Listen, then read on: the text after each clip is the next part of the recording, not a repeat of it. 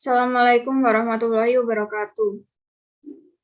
Selamat pagi Ibu Himayatus Solihah, selaku dosen pengampu mata kuliah dasar perlindungan tanaman, dan teman-teman kelas PTA yang berbahagia. Pertama, marilah kita panjatkan puja dan puji syukur kehadirat Tuhan Yang Maha Esa atas limpahan rahmat dan rizkinya sehingga kami bisa memaparkan hasil diskusi kelompok kami.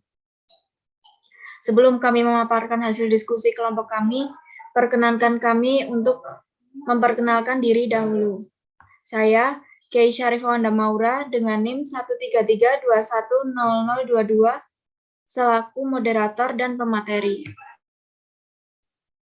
Perkenalkan, nama saya Maman Hardiawan dengan NIM akhiran 018 sebagai pembaca materi.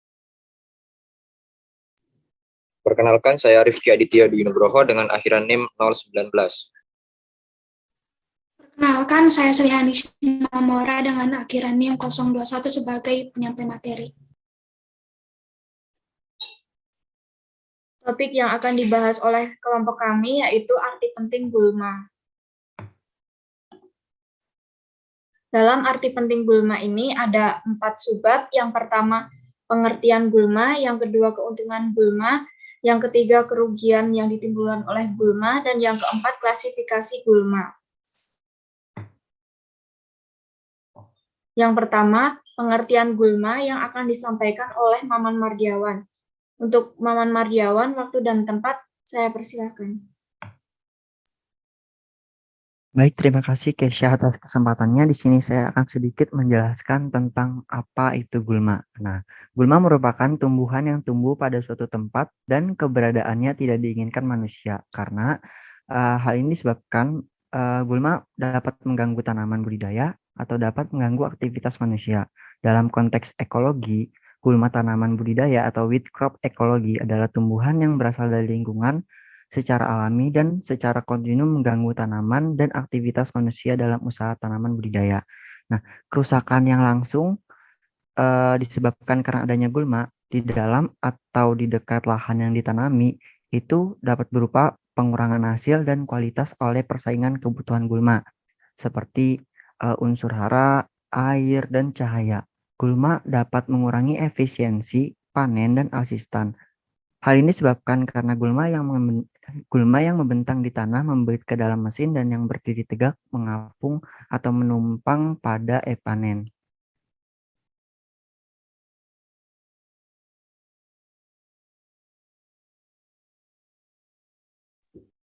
Untuk materi yang kedua, keuntungan gulma yang akan disampaikan oleh saya sendiri.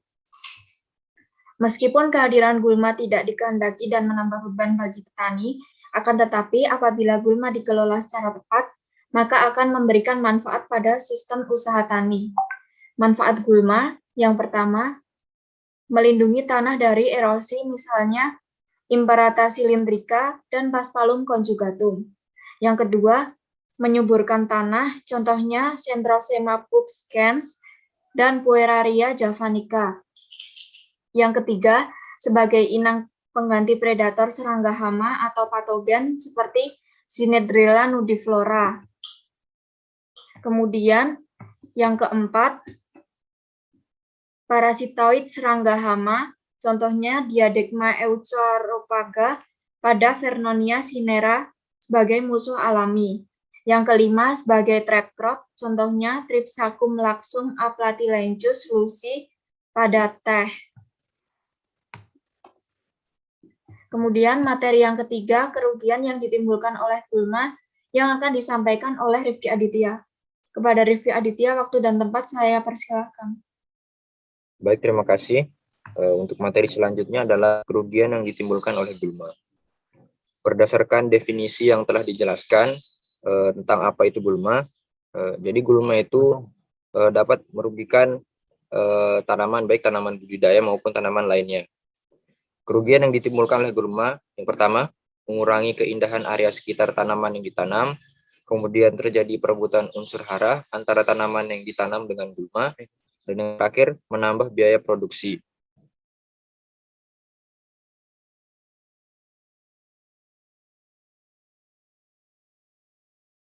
Untuk materi yang keempat, klasifikasi gulma yang akan disampaikan oleh Srihani Simamora. Untuk Sri Hani, waktu dan tempat saya persilahkan. Baik, terima kasih. Untuk materi selanjutnya adalah klasifikasi gulma. Klasifikasi gulma ini sangat bermanfaat dan dapat membantu manusia untuk mengetahui dan mengenali jenis-jenis serta karakteristik gulma sehingga dapat dilakukan pengendalian secara tepat dan benar sesuai dengan jenis gulma sasaran. Klasifikasi pada gulma cenderung mengarah ke sistem buatan. Nah, berdasarkan habitatnya, gulma dibagi menjadi yang pertama, gulma yang tumbuh pada habitat tanah atau di darat. Yang kedua, gulma yang tumbuh di air. Ini dibedakan lagi menjadi golongan yang tumbuh mengapung, tenggelam, dan sebagian mengapung dan sebagian tenggelam. Yang ketiga, gulma tumbuh menumpang pada tanaman lain.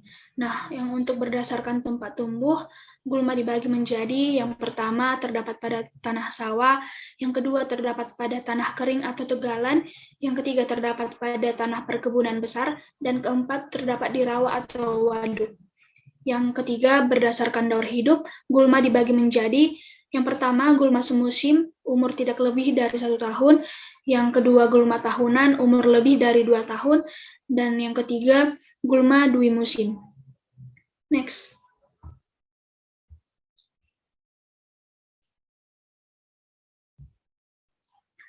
Nah, untuk berdasarkan morfologi, gulma dibagi menjadi yang pertama, gulma golongan rumput, termasuk familia Gramineae. Tumbuh dengan batang bulat atau ada juga yang agak pipih, kebanyakan berongga. Daun-daun soliter pada buku-buku tersusun dalam 2 deretan. Umumnya bertulang sejajar, terdiri atas 2 bagian yaitu pelepah daun dan helaian daun. Daun biasanya berbentuk garis atau linear, tepi daun rata, lidah-lidah sering kelihatan jelas pada batang, antara pelepah dengan helaian daun. Yang kedua, gulma tekiak. Tumbuh dengan batang umumnya berbentuk segitiga, kadang-kadang juga bulat dan biasanya tidak berongga. Tidak terdapat lidah-lidah, daun-daun tersusun dalam 3 deretan. Ibu tangkai karangan bunga tidak berbuku-buku. Bunga sering dalam bulir atau spica atau anak bulir. Biasanya dilengkapi oleh 1 daun perlindung. Buahnya pipih atau berbentuk segitiga membuka. Yang ketiga, gulma berdaun lebar. Tumbuhan yang umumnya termasuk dalam satu golongan Dicotyledonea atau paku-pakuan. Daun lebar dengan tulang daun berbentuk jaringan.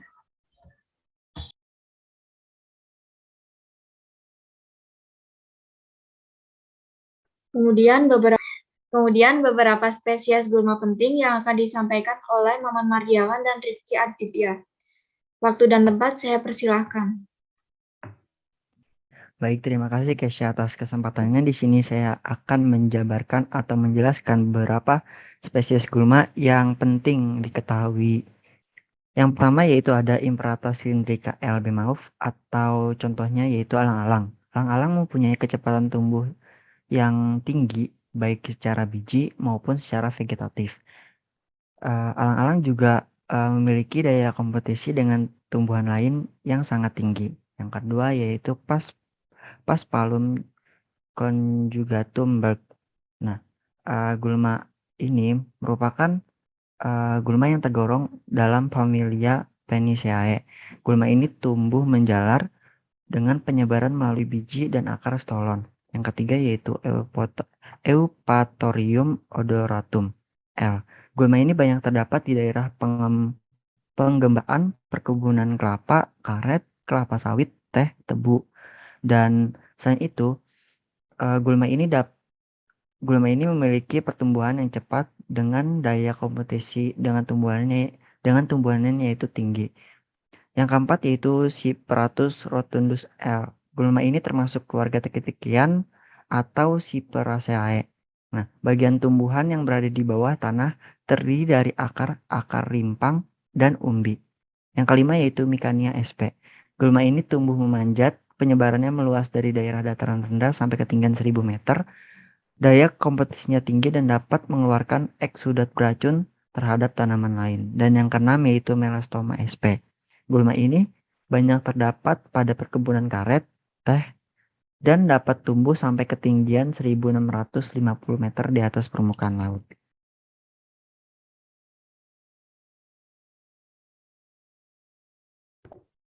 Kemudian Lantana camara L. Spesies ini membentuk semak belukar yang berkayu, dapat mencapai tinggi 4 meter, banyak dijumpai di perkebunan karet dan teh. Selanjutnya eceng gondok. Eceng gondok atau Eichhornia crassipes tergolong suku Pontederiaceae yang merupakan tumbuhan terapung. Kemudian nomor 9 ada kayambang atau Salvinia molesta yang tergolong dalam suku Salviniaceae. Selanjutnya ada kayu apu. Sampai sekarang baru dikenal satu jenis kayu apu, yaitu Pistias stratiotes yang tergolong dalam suku Araceae. Gulma ini termasuk gulma mengapung. Selanjutnya kroket air atau Alternanthera piloseriodes yang tergolong dalam suku Amarantaceae.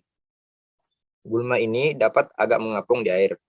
Selanjutnya rubak dan lombokan yang merupakan anggota suku Ongraceae yang termasuk dalam tumbuhan air.